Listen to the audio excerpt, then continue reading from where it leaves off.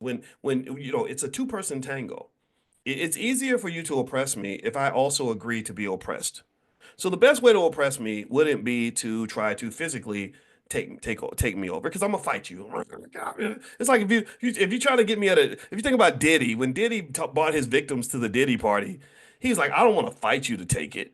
I'm gonna drug you a little bit. I'm gonna get your mind first with the drugs. That's what he's accused of doing. I do believe that this happened. I'm sorry, Diddy, but I do believe this happened. I'm gonna drug you first, and then you won't resist, right? Because if you're not conscious, then I can come in and take whatever I want, right?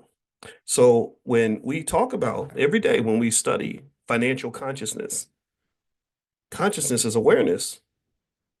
So by me showing you how to be aware and to be very conscious of your economics, for example, that makes it harder for other people to come in and take what they want.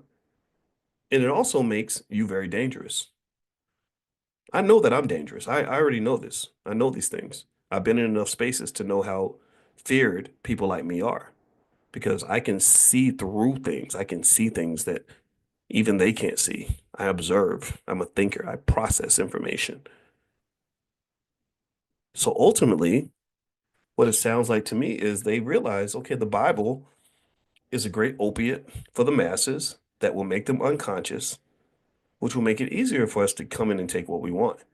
We don't have to use a gun. We don't have to use knives. We don't have to fight anybody. We don't have any resistance. They're going to say, okay, I'm ready. Come take what you want. And isn't that what we do with our economics?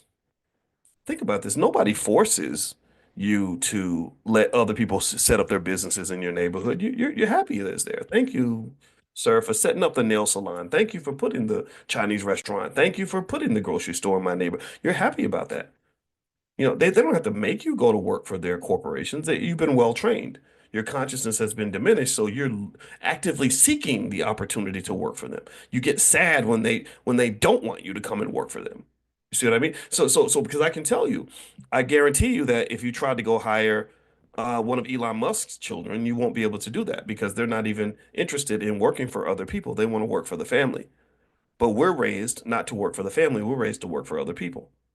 So slavery is there's a grooming process.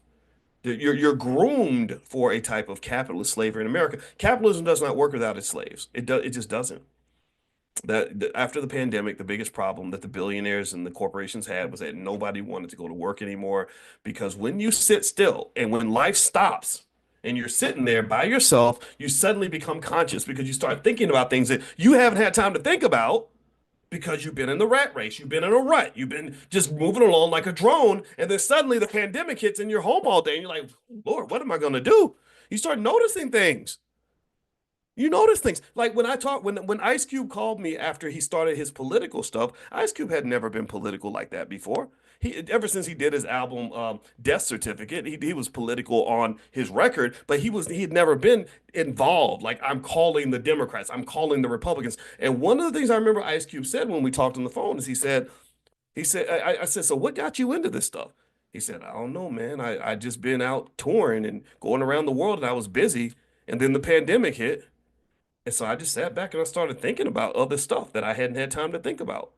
He suddenly became conscious of what was happening politically because all the distractions were taken away. He was sitting there just bored and said, oh, I got some free time. Let me go see what's going on over here in the world of politics.